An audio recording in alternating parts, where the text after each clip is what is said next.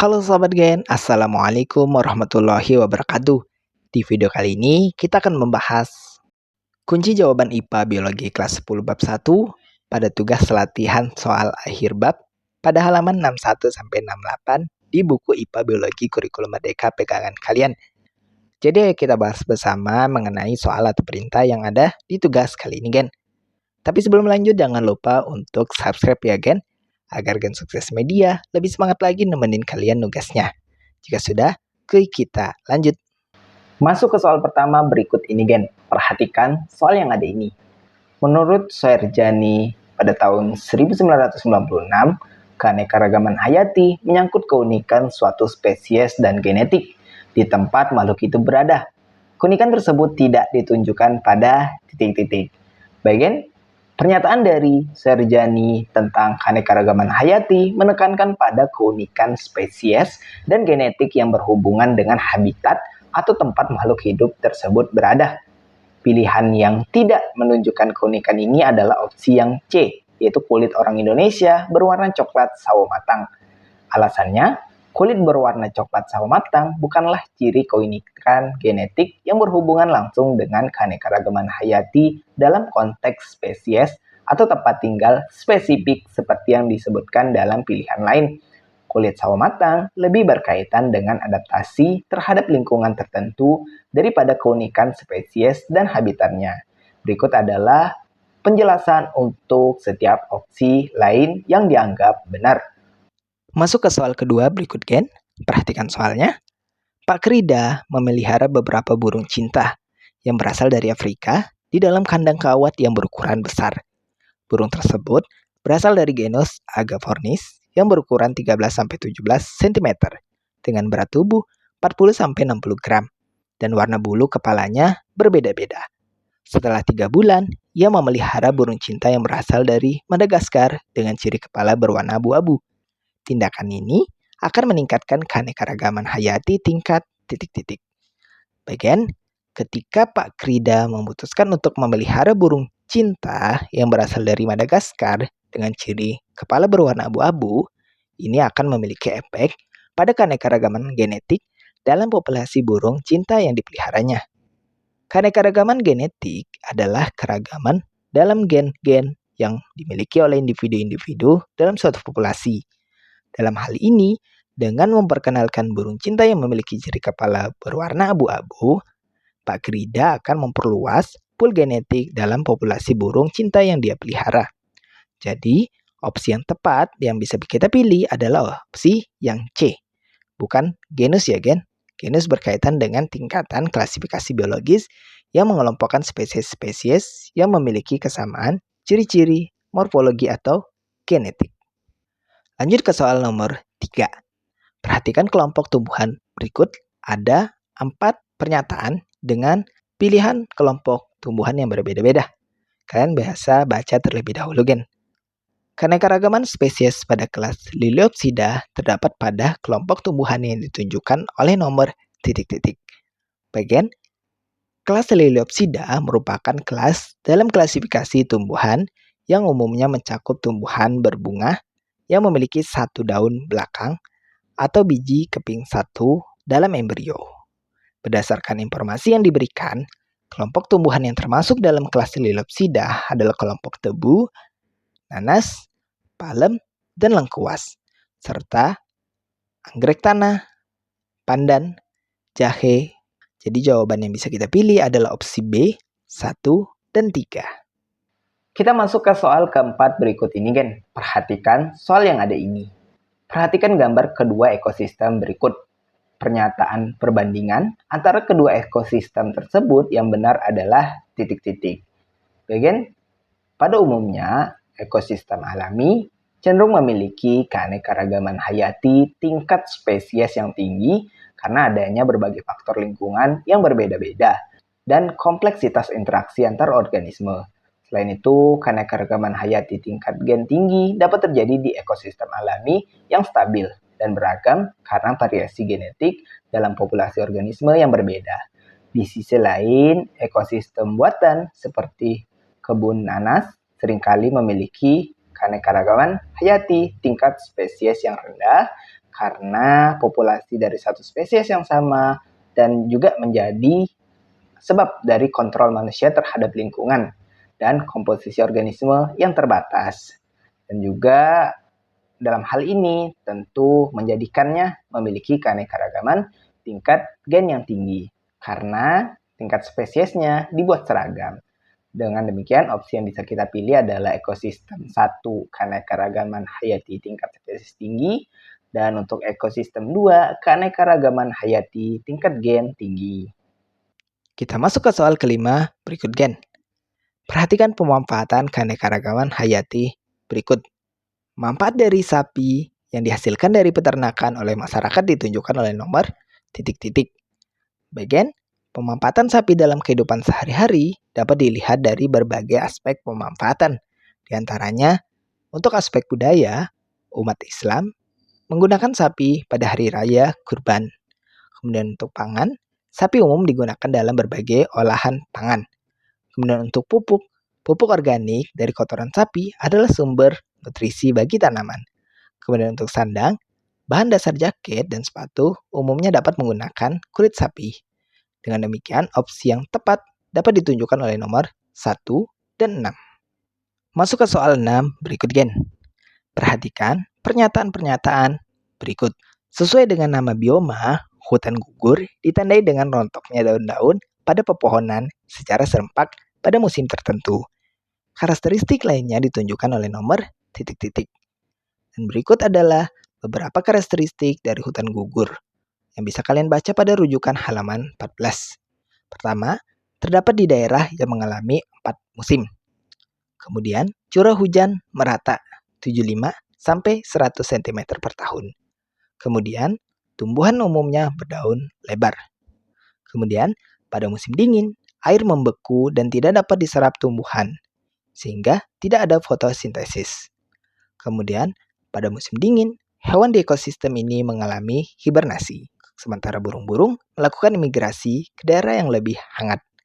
Dengan demikian, karakteristik lain dari bioma hutan gugur yang tepat sesuai dengan pernyataan yang ada di soal nomor 6 ini ditujukan oleh pernyataan nomor 1, 4, dan 6. Kemudian kita masuk ke soal ke-7 berikut ini, Ken. Perhatikan soal yang ada ini.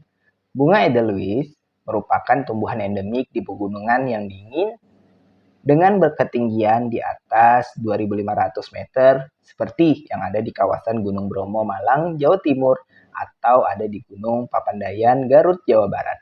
Tumbuhan ini semakin langka karena sering dipetik oleh penduduk setempat dan wisatawan untuk alasan estetis, spiritual, diperjualbelikan atau sekedar kenang-kenangan.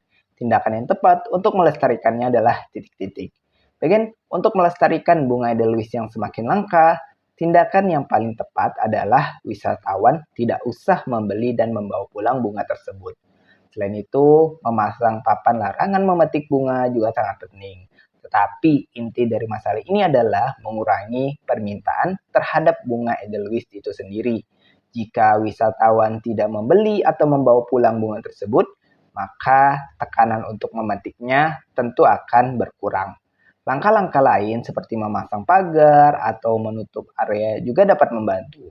Namun solusi yang lebih berkelanjutan adalah dengan meningkatkan kesadaran dan edukasi agar orang-orang berhenti memetik dan membeli bunga Edelweiss. Dengan demikian ekosistem di sekitar bunga tersebut tetap terjaga dan bunga Edelweiss dapat terus tumbuh di habitat aslinya. Kita masuk ke soal ke-8. Perhatikan gambar zona ekosistem air laut dan beberapa jenis organisme berikut. Hubungan yang paling benar antara jenis biota laut dan habitatnya adalah titik-titik. Bagian, perhatikan gambar yang ini, kemudian perhatikan pembahasan berikut. Dari keterangan zona ekosistem air laut yang diberikan, serta jenis organisme yang disebutkan, hubungan yang paling benar antara jenis biota laut dan habitatnya adalah sebagai berikut, yaitu organisme 1, ikan tuna. Ikan tuna biasanya ditemukan di zona P, yaitu 0 sampai 200 meter, atau zona Q, 200 sampai batas zona R, karena mereka merupakan ikan pelagis yang cenderung berada di perairan terbuka. Kemudian untuk organisme kedua, ikan predator. Ikan predator dapat ditemukan di berbagai zona, tergantung pada spesiesnya, dan pola migrasi atau perilaku makanannya. Namun, jika merujuk pada gambar, ikan predator ini dapat ditemukan di zona R, yaitu 1.800 meter ke atas, atau zona Q 1.800 meter ke bawah, tempat di mana mereka dapat menemukan mangsanya. Untuk organisme ketiga atau alga, yaitu ganggang laut, biasanya ditemukan di zona P 0-200 meter atau zona Q 200 meter ke bawah. Bahkan sedikit bisa ditemukan di batas antara zona Q dan R selama masih ada cahaya matahari, karena mereka membutuhkan cahaya matahari untuk melakukan fotosintesis. Mereka tidak akan tumbuh di zona yang terlalu dalam seperti zona S karena tidak adanya cahaya matahari di sana. Dengan demikian, opsi yang bisa kita pilih adalah opsi A, yaitu untuk organisme 1, zona QR, untuk organisme 2, zona RS, dan untuk organisme 3, itu zona Q. Masuk ke soal ke-9 berikut, Gen. Perhatikan soal yang ada ini. Kunjungan para wisatawan ke Taman Safari Indonesia di Bogor, Jawa Barat sangat mendukung program pemerintah dalam hal pelestarian hewan-hewan langka secara ex situ. Tindakan yang salah ketika berkeliling di area hewan buas yang berbahaya adalah titik-titik. Bagian, tindakan yang salah ketika berkeliling di area hewan buas yang berbahaya adalah yaitu memberi makanan hewan walaupun melalui jendela mobil. Memberi makanan kepada hewan buas yang berbahaya meskipun melalui jendela mobil dapat menciptakan ketergantungan pada makanan manusia dan mengganggu pola makan alami hewan tersebut. Selain itu, hal ini juga dapat menyebabkan perilaku yang tidak diinginkan dari hewan-hewan tersebut, meningkatkan risiko konflik, dan membahayakan pengunjung. Sehingga opsi yang bisa kita pilih tadi adalah opsi A. Lanjut ke soal ke-10 berikut, Gen. Perhatikan gambar organisme yang ada ini. Ciri-ciri yang menjadi dasar keempat hewan tersebut diklasifikasikan dalam satu film adalah titik-titik. Bagian dari daftar organisme yang diberikan, kalajengking, kelabang, kepiting, dan kumbang tanduk merupakan representasi dari film arthropoda. Ciri-ciri dasar yang menjadi dasar keempat hewan tersebut diklasifikasikan dalam film arthropoda adalah tubuh dan kaki beruas-ruas. Film arthropoda dikenal karena karakteristiknya yang paling mencolok, yaitu tubuh dan kaki beruas-ruas. Kita lanjut ke soal ke-11 berikut. Perhatikan gambar tingkatan takson berikut. Jika jagung menempati takson A, bagian E adalah titik-titik. Bagian jagung atau Zeamais merupakan spesies pada tingkatan takson, sehingga didapat tingkatan takson pada keterangan E adalah kelas. Lanjut ke soal ke-12 berikut. Perhatikan kunci dikotom yang ada ini. Urutan nomor identifikasi hewan pada organisme tersebut adalah titik-titik dan digolongkan titik-titik. Bagian perhatikan gambar organisme yang berikut untuk diidentifikasi dan disesuaikan dengan kunci dikotom yang ada. Berdasarkan identifikasi gambar organisme yang ada dan didapat urutan kunci dikotom adalah sebagai berikut. Pada kunci 1, didapat hewan ini termasuk hewan bertulang belakang, sehingga kunci yang dipilih adalah 1B dengan keterangan lanjut pada kunci 3. Nah, pada kunci 3, didapat hewan ini termasuk bergerak bukan dengan sirip, sehingga didapat keterangan kelompok hewan amfibia. Dengan demikian, didapatkan urutan nomor identifikasi hewan ini adalah 1B, 3B, dan digolongkan kelas amfibia. Hal ini sesuai bahwa klasifikasi dari hewan pada gambar ini, yaitu salamander, adalah digolongkan dalam kelas amfibia. Masuk ke soal ke-13 berikut, Gen. Perhatikan gambar kunci dikotom berikut. Persamaan antara laba-laba dan gurita adalah titik-titik. Bagian berdasarkan kunci dikotom tersebut, didapat karakteristik dari laba-laba adalah simetri bilateral, memiliki anus, segmentasi jelas, dan memiliki eksoskeleton, sehingga laba-laba digolongkan dalam film arthropoda. Sedangkan berdasarkan kunci dikotom tersebut, didapat karakteristik dari gurita adalah simetri bilateral, memiliki anus, segmentasi tak jelas, sehingga gurita digolongkan dalam film moluska. Dengan demikian, didapat persamaan karakteristik antara laba-laba dan gurita adalah sama-sama simetri bilateral dan memiliki anus. Lanjut ke soal ke-14 berikut, Gen. Seorang ahli botani mengidentifikasi 5 jenis tumbuhan berbunga dan diberi label K, L, M, N, dan O. Tumbuhan K, M, N, dan N memiliki warna yang berbeda, dan ketika dikawinkan di antara ketiganya dapat menghasilkan keturunan yang fertil atau subur. Tumbuhan L dan O memiliki warna yang sama dan tidak dapat menghasilkan keturunan ketika disilangkan. Tanaman K dan L juga tidak dapat menghasilkan keturunan ketika disilangkan. Di antara kelima spesies tumbuhan tersebut, yang termasuk dalam keanekaragaman hayati tingkat gen adalah titik-titik. Bagian spesies adalah tingkat taksonomi di mana organisme dapat melakukan perkawinan dan menghasilkan keturunan yang fertil atau subur. Tumbuhan K, M, dan N termasuk satu spesies karena dapat menghasilkan keturunan fertil saat disilangkan atau dikawinkan. Sedangkan tumbuhan K, L, dan O tidak termasuk satu spesies karena tidak dapat menghasilkan keturunan fertil. Keanekaragaman hayati tingkat gen dapat terjadi dalam populasi dari spesies yang sama yang berbagi lingkungan dan dapat berkawin secara alami, sehingga memungkinkan pertukaran genetik antar individu. Dengan demikian, keanekaragaman hayati tingkat gen dari kelima spesies tersebut dapat terjadi di antara tumbuhan K, M, dan N. Oleh karena itu, mereka dapat memiliki warna yang berbeda-beda. Kita masuk ke soal ke-15 berikut gen. Perhatikan soal yang ada ini. Daerah persebaran fauna Indonesia digambarkan dengan diagram irisan 3 himpunan berikut. Label P, Q, R, dan S merupakan jenis organisme yang hidup di kawasan Indonesia. Jika 1 sama dengan kawasan Indonesia Barat, T sama dengan kanguru pohon, bagian 2, 3, P, Q, R, dan S adalah titik-titik. Bagian pertama untuk bagian irisan terluar terlebih dahulu, khusus untuk keterangan wilayah atau kawasan. Jika 1 sama dengan kawasan Indonesia Barat dan T adalah kanguru pohon, maka didapat keterangan 3 adalah kawasan Indonesia Timur sebagai kawasan endemik kanguru pohon. Dan keterangan kedua tentu adalah kawasan peralihan.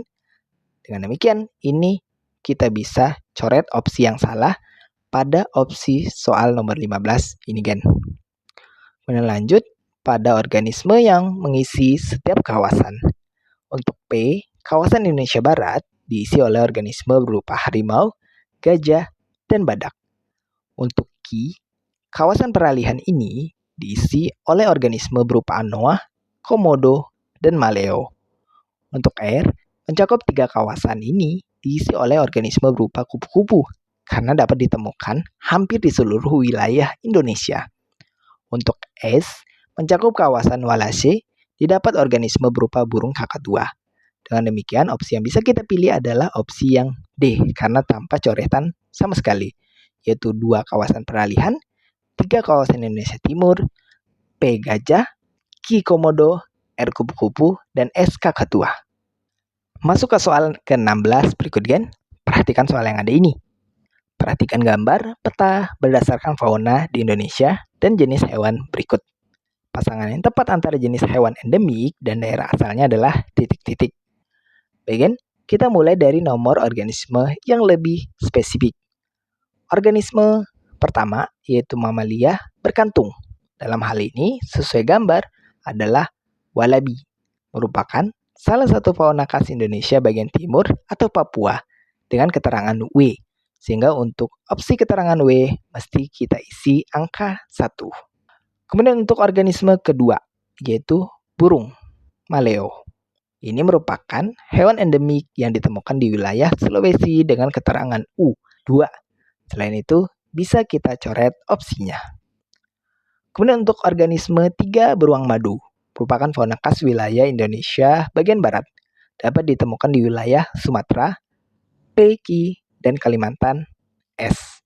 Lanjut pada organisme 4 gajah, dapat ditemukan di wilayah Indonesia bagian barat, seperti Pulau Sumatera, bagian P dan Q. Kemudian untuk organisme 5 orangutan, ini merupakan hewan khas endemik yang dapat ditemukan di Pulau Sumatera, P, dan Kalimantan S. Sehingga didapat opsi pasangan yang tepat antara jenis hewan endemik dan daerah asalnya adalah opsi C, karena tanpa coretan sama sekali. Masuk ke soal ke-17 berikut gen. Perhatikan soal yang ada ini. Perhatikan gambar kladogram tumbuhan berikut. Pernyataan yang paling benar adalah titik-titik. Bagian pernyataan yang paling benar berdasarkan kladogram tersebut adalah opsi E. Bagian yang ditunjuk X berupa xilem dan phloem sebagai dasar pemisah lumut dengan tumbuhan paku. Kladogram menunjukkan bahwa tumbuhan paku memiliki pembuluh kayu xilem dan pembuluh tapis phloem, sementara lumut tidak memiliki struktur tersebut. Oleh karena itu, keberadaan xilem dan phloem menjadi dasar pemisah antara tumbuhan lumut dan tumbuhan paku. Lanjut ke soal 18 berikut gen. Seorang peneliti mengidentifikasi hewan dengan hasil sebagai berikut. Dua jenis hewan yang paling banyak persamaannya adalah titik-titik. Bagian dengan menuliskan tingkat takson untuk klasifikasi organisme, dapat ditarik kesimpulan bahwa semakin rendah tingkatan takson, semakin sedikit anggota takson, dan semakin banyak pula persamaan ciri antara anggota takson tersebut. Begitu pula sebaliknya, organisme yang ditempatkan dalam takson yang sama memiliki lebih banyak persamaan dibandingkan dengan organisme lain yang berbeda takson. Sehingga, dua jenis hewan yang paling banyak persamaannya berdasarkan tabel tersebut adalah hewan 1 dan hewan 3, karena berada pada genus yang sama, yaitu genus Archips. Masuk ke soal ke-19 berikut gen. Perhatikan soal yang ada ini. Perhatikan grafik curah hujan dan suhu tahunan di berbagai bioma berikut. Jumlah tipe bioma yang memiliki curah hujan lebih tinggi dari bioma yang ditemukan di latitude terendah adalah titik-titik. Bagian latitude terendah biasanya mengacu pada daerah yang lebih dekat dengan khatulistiwa, yang berada di sekitar 0 derajat. Bioma yang umumnya ditemukan di latitude terendah adalah hutan hujan tropis. Ini terletak di daerah di sekitar khatulistiwa atau sekitar 0 derajat lintang. Dengan demikian, jika hutan hujan tropis adalah bioma yang ditemukan di latitude terendah dan memiliki curah hujan paling tinggi, maka jumlah tipe bioma yang memiliki curah hujan lebih tinggi dari bioma hutan hujan tropis adalah 0 bioma. Susunan bioma dari lintang rendah ke lintang tinggi adalah hutan hujan tropis, hutan tropis iklim sedang, hutan gugur, savana, semak belukar, padang rumput, gurun, taiga, dan tundra. Kita masuk ke soal ke-20 berikut gen. Sebagai penutup di sesi soal pilihan ganda, perhatikan soal yang ada ini. Peningkatan aktivitas deforestasi merupakan salah satu penyebab hilangnya keanekaragaman hayati. Perhatikan grafik penyebab deforestasi hutan di berbagai pulau berikut. Menurunnya keanekaragaman hayati akibat aktivitas perkebunan sawit paling banyak terjadi di pulau titik-titik. Bagian berdasarkan grafik tersebut, dapat data deforestasi hutan akibat perkebunan sawit paling banyak terjadi di Pulau Kalimantan yang menyebabkan sekitar 1000 kali 10⁻³ hektar hilangnya hutan di Pulau Kalimantan. Masuk ke soal esai pertama berikut gen. Perhatikan soal yang ada ini. Konservasi keanekaragaman hayati dapat dilaksanakan baik secara in situ maupun ex situ. Konservasi ex situ contohnya taman safari dan kebun binatang. Tuliskan hasil analisis perbedaan antara keduanya. Bagian, meskipun keduanya bertujuan untuk melindungi keanekaragaman hayati, konservasi in situ dan ex situ memiliki pendekatan yang berbeda dalam melaksanakan tujuannya. Berikut ini adalah perbedaan antara konservasi in situ dan ex situ. Untuk konservasi in situ, dilakukan di habitat asli spesies tersebut, memungkinkan spesies untuk tetap berinteraksi dengan lingkungan alaminya, memungkinkan spesies untuk melanjutkan perilaku alami mereka seperti reproduksi, migrasi, dan interaksi dengan spesies lain dalam ekosistem. Kemudian lebih mudah untuk mempertahankan keanekaragaman hayati genetik karena spesies tersebut berada di lingkungan asli mereka. Contohnya adalah cagar alam, suaka margasatwa, cagar biosfer, dan taman nasional. Kemudian untuk konservasi ex situ dilakukan di luar habitat asli spesies tersebut, seperti taman safari, kebun binatang, atau fasilitas penangkaran. Spesies dipindahkan dari habitat asli mereka ke lingkungan buatan manusia, menyediakan perlindungan dari ancaman di habitat asli, seperti perusakan habitat atau perburuan ilegal. Kemudian, membutuhkan perhatian khusus untuk menyediakan lingkungan yang sesuai, perawatan medis, dan manajemen populasi agar spesies dapat berkembang biak secara efektif. Masuk ke soal kedua berikut gen. Keanekaragaman hayati dapat ditingkatkan melalui beberapa cara, antara lain hibridasi, domestikasi, dan bioteknologi. Jelaskan perbedaan antara ketiga cara tersebut dan tuliskan contohnya masing-masing. Berikut adalah perbedaan antara hibridasi, domestikasi, dan bioteknologi. Pertama, untuk hibridasi adalah proses perkawinan atau persilangan antara individu-individu dari dua spesies atau varietas yang berbeda. Tujuan hibridasi adalah untuk menggabungkan sifat-sifat yang diinginkan dari kedua spesies atau varietas tersebut dalam keturunan hasil bersilangan. Contoh hibridasi yaitu tanaman seperti jagung manis yang merupakan hasil persilangan antara jagung umum dengan spesies-spesies liar yang memiliki sifat manis. Kemudian, domestikasi adalah proses pengendalian dan penyelesaian spesies liar oleh manusia untuk kepentingan manusia, seperti pertanian atau hewan peliharaan. Tujuannya adalah untuk memperoleh spesies yang dapat dipelihara atau diperbudak dengan mudah, serta memiliki sifat-sifat yang diinginkan seperti pertumbuhan yang cepat, hasil yang tinggi, atau sifat-sifat yang lebih ramah terhadap manusia. Contoh domestikasi kucing dari spesies liar menjadi hewan peliharaan yang memiliki berbagai jenis dan sifat yang berbeda, seperti kucing domestik biasa yaitu Felis catus. Kemudian bioteknologi merupakan penerapan ilmu biologi dan teknologi untuk memanipulasi organisme atau sistem biologis untuk menghasilkan produk dan layanan yang berguna bagi manusia. Tujuan bioteknologi adalah untuk menciptakan organisme yang memiliki sifat-sifat baru atau meningkatkan sifat-sifat yang sudah ada, baik untuk aplikasi pertanian, farmasi, atau industri.